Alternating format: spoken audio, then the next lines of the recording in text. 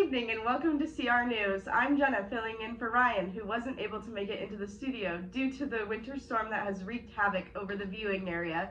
I'll send it to Connor now with the latest.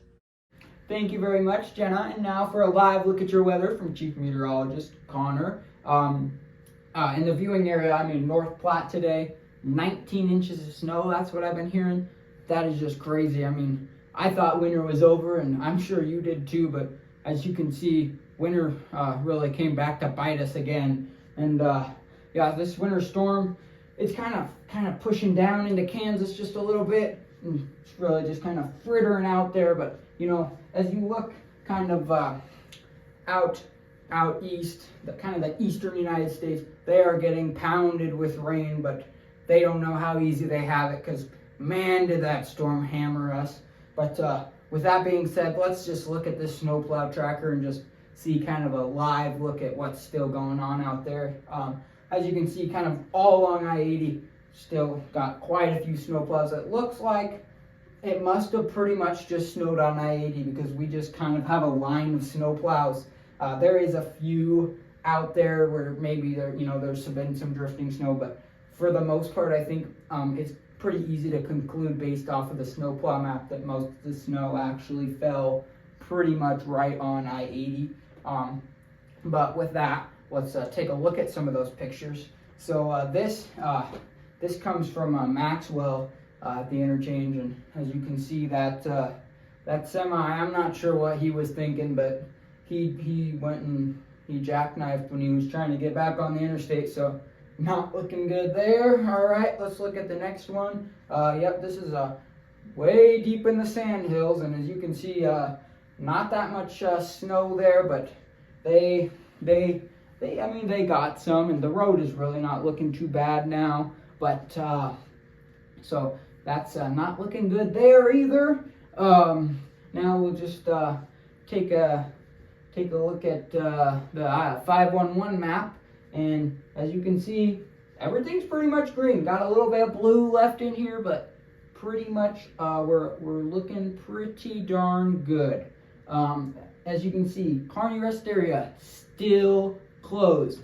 Not sure what's going on there, but that needs to get reopened, and you'll probably hear more about that later in the newscast. But yeah, with that, I'll send it back to you, Jenna. Thanks for that weather report, Connor. And now we will send it over to Doug, who is live on location at Walmart to show you how to remain warm during this winter storm.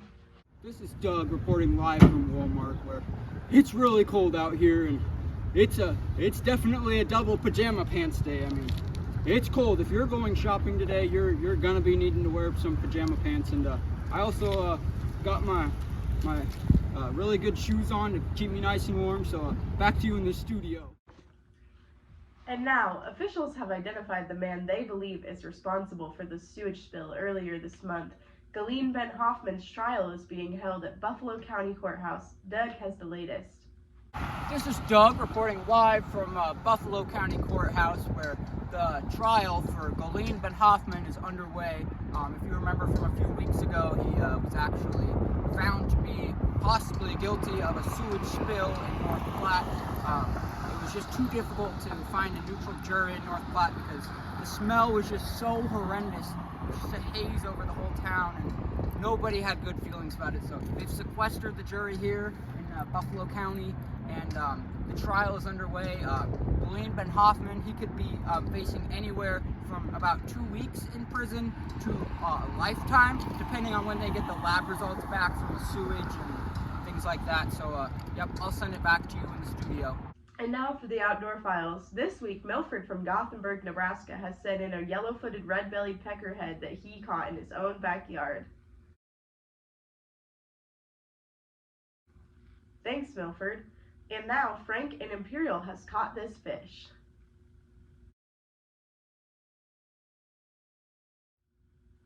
Be sure to chime in your entries at crnewsnebraska@gmail.com to be featured on next week's episode. The rest area near Kearney, Nebraska has been closed for a very long time, and it is unclear if or when it will ever reopen. This has left many people disgruntled at truck stops. We caught up with one of them earlier today. Doug here reporting live from the Speedy Mart, where this is pretty much, if you're coming through Kearney, since the rest area is closed, only place you're going to be able to stop. You're going to have to buy some like peanuts or just something. They will not let you use the restroom at any of these I-80 truck stops without buying something, unlike the rest areas where you can indeed unleash for free. So I'll hand it over to Jenny. Here I am with Jenny, and she's got just a little bit to tell you about how just to express her frustration with these rest areas being closed on I-80. Yeah, all these rest areas are closed, and I turn on my blinker, I try to go, but they got barrels and cones and just everything else along the way. I just can't get off, so I have to come here, and they make you buy a cookie and a pop just to pee, and all I gotta do is use the bathroom. I've had to pee since North Platte. That's 97 miles from here, and I still gotta keep going. Thanks for joining us on a busy news evening. The noodle making workshop at Gambino's Pizza has been postponed until further notice.